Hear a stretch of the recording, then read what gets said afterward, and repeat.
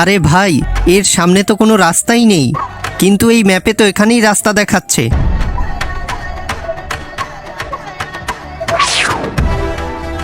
আমার হাত ধরো।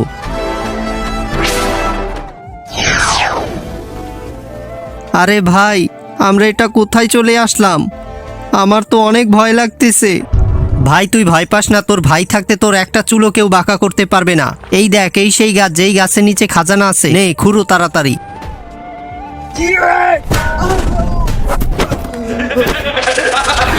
দাঁড়াও।